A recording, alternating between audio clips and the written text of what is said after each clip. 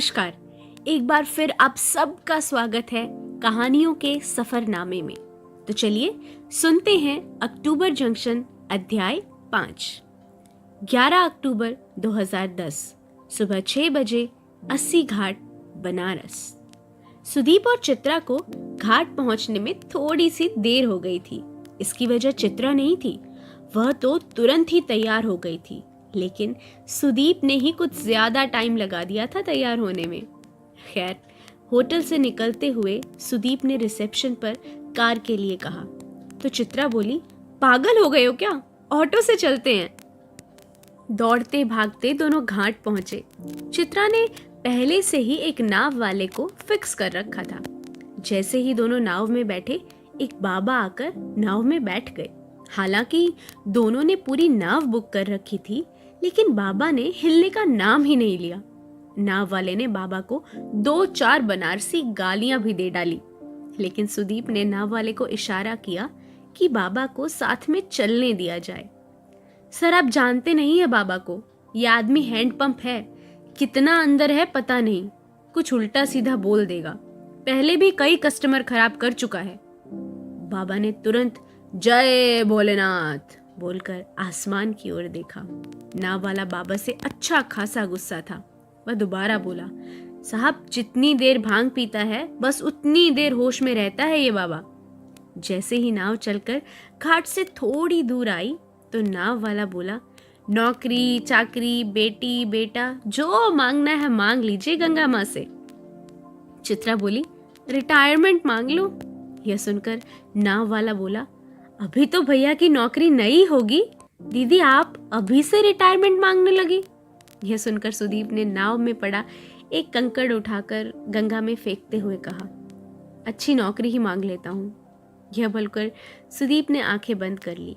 नाव वाला देख रहा था कि चित्रा ने आंखें बंद नहीं की थी। वह बोला, दीदी आप भी सच्चे मन से कुछ मांग लीजिए, गंगा मैया सदियों से सब देती आ रही हैं। उधर बाबा यह सब कुछ देखकर चुप थे। सुदीप ने आंखें खोलकर कहा, बाबा कुछ सुना दीजिए। बाबा के हाथ में मंजीरा था। बाबा ने कोई जवाब नहीं दिया। वह सुदीप की ओर चेहरा हटाकर आसमान की तरफ देखने लगे और 2 मिनट बाद सुनाना शुरू किया।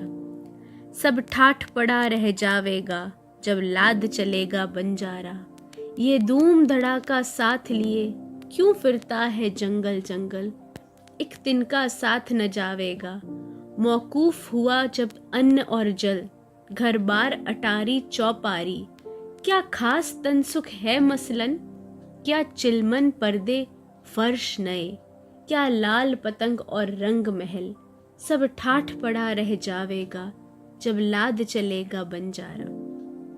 बाबा सुनाते हुए बिल्कुल ऐसे मग्न हो गए थे जैसे भोले बाबा से सीधा कांटेक्ट हो गया हो। बाबा सुनाने के बाद जब चुप हुए तब चित्रा ने पूछा, बाबा आप जो सुना रहे थे वो कबीर दास का है ना? नजीर अकबराबादी नाम का बड़ा शायर हुआ था बेटी, वो भी कबीर था। तुझ में मुझ में इस लड़के में सबके अंदर कबीर है।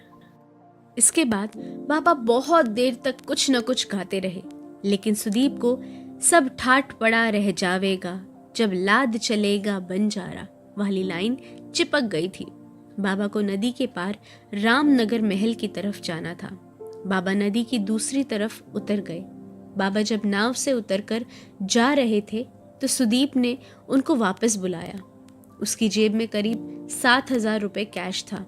उसने सब उठाकर बाबा के हाथ में रख दिया। बाबा ने मजीरा बजाया और सुदीप के कान के पास आकर धीरे से बोले, जय भोलेनाथ, परेशान मत हो, जितना लुटाएगा उतना ही आनंद आएगा, तू कबीर है कबीर। सुदीप ने और भी कुछ सवाल पूछना चाहा, लेकिन बाबा ने कोई जवाब नहीं दिया।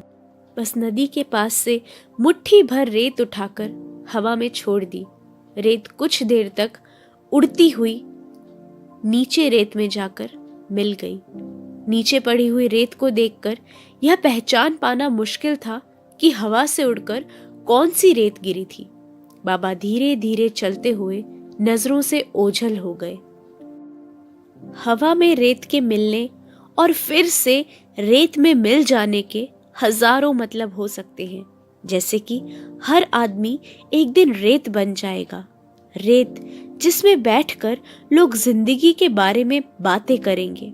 सुदीप को अपना मतलब तब तक भी नहीं मिला था। नाव वाला बोला, क्या सर, ये बाबा कुछ भी बोलता है, आपको इतने पैसे नहीं देने चाहिए थे। सुदीप कुछ नहीं बोला। चित्रा ने भी यही बात कही, तुम पागल हो क्या, ऐसे कोई पैसे थोड़ी उड़ाता है, इससे अच्छा तो किसी अनाथालय में पैसे दे देते। चित्रा यार प्लीज। सुदीप ने चित्रा को चुप रहने का इशारा करते हुए कहा। इसके बाद चित्रा ने कुछ भी बोलना ठीक नहीं समझा। सुदीप अभी तक नदी के किनारे वाली रेत को देख रहा था। सूरज अब तक ठीक से उग चुका था। सुदीप कभी घड़ी नहीं पहनता था, इसलिए उसने नाव वाले से टाइम पूछा।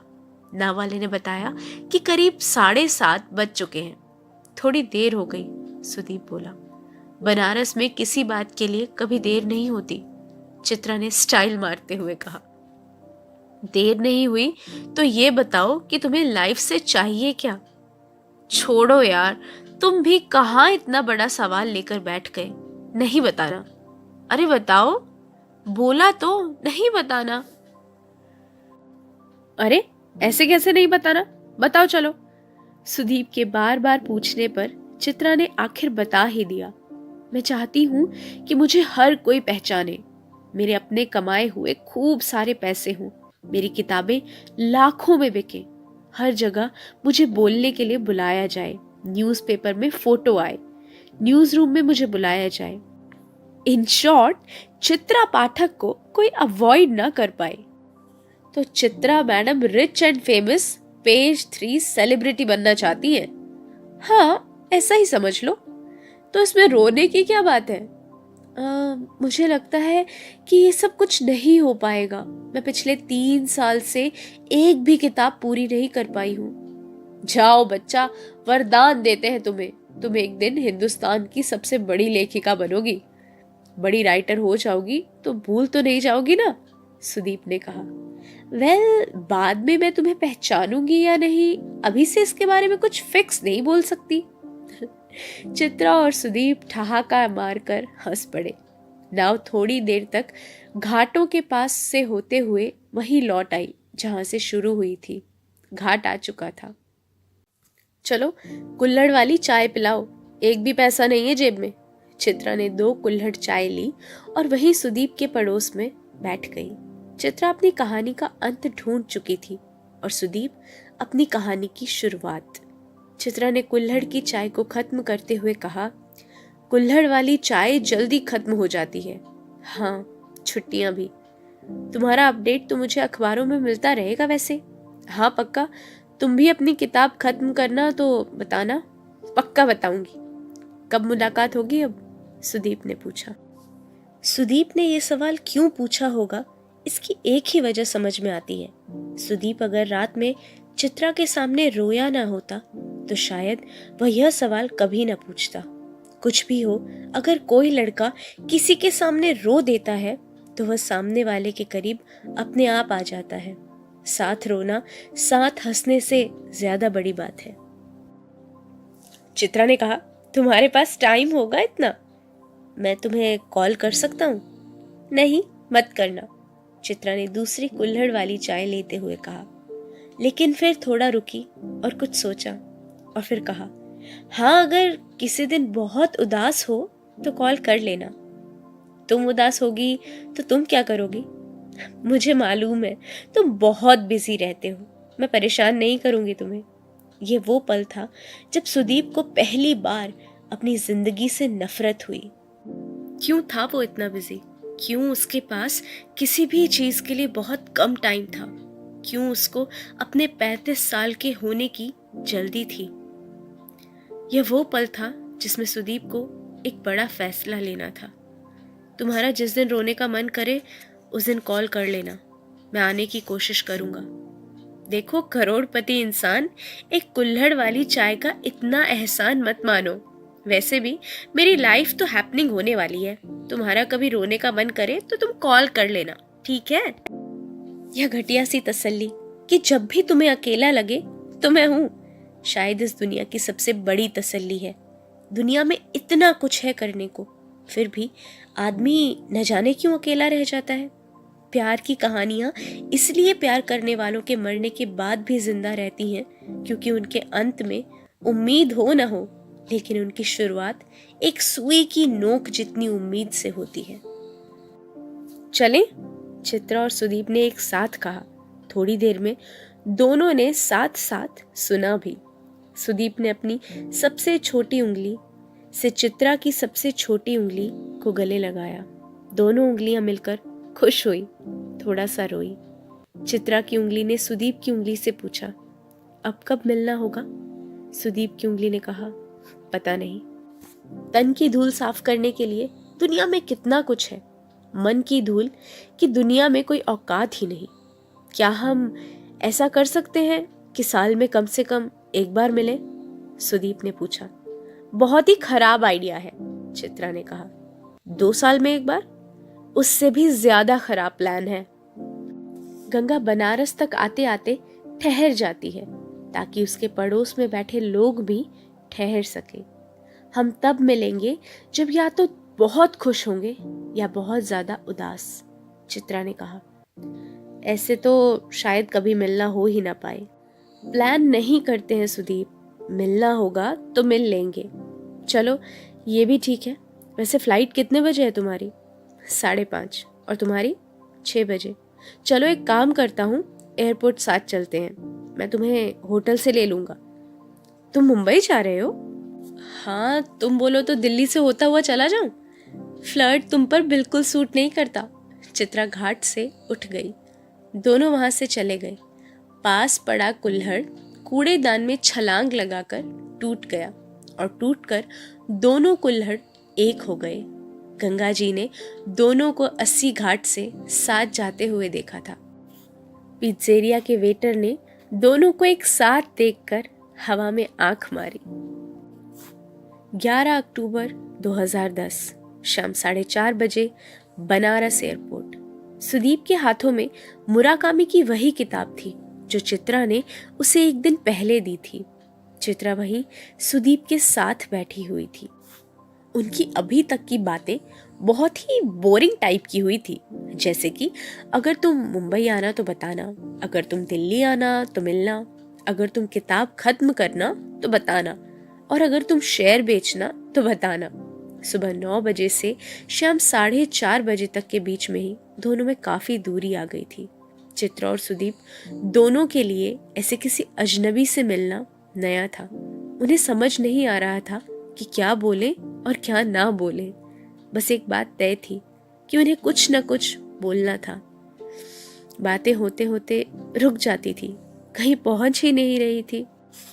चित्रा की फ्लाइट का अनाउंसमेंट शुरू हो चुका था।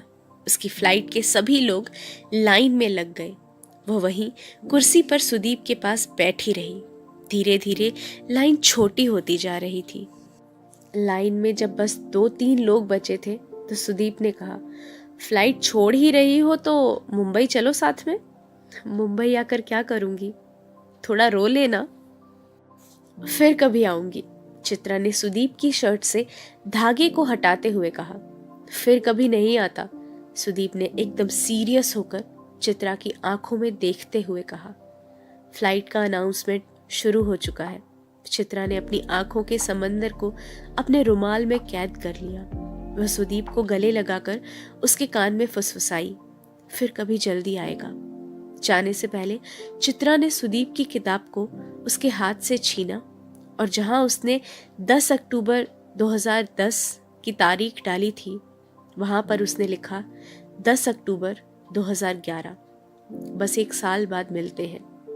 इसके नीचे चित्रा ने अपना नंबर लिखा। फ्लाइट अटेंडेंट ने चिल्लाना शुरू कर दिया था।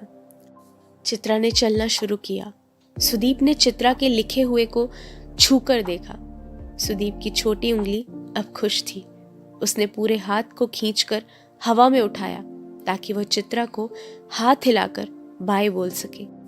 चित्रा बिना पीछे मुड़े फ्लाइट में चली गई। उसने फ्लाइट में जाने के बाद पीछे मुड़कर देखा। खुश होना कितना आसान है, अगर उसको एक तारीख से जोड़ दिया जाए, दुनिया को 10 अक्टूबर 2011 का इंतज़ार था। मुझे भी चित्रा और सुदीप के मिलने का उतना ही इंतज़ार है जितना कि आप सबको। कहानी में आगे बने रहने के लिए हमारे साथ जुड़े रहें कहानियों के सफ़रनामे में।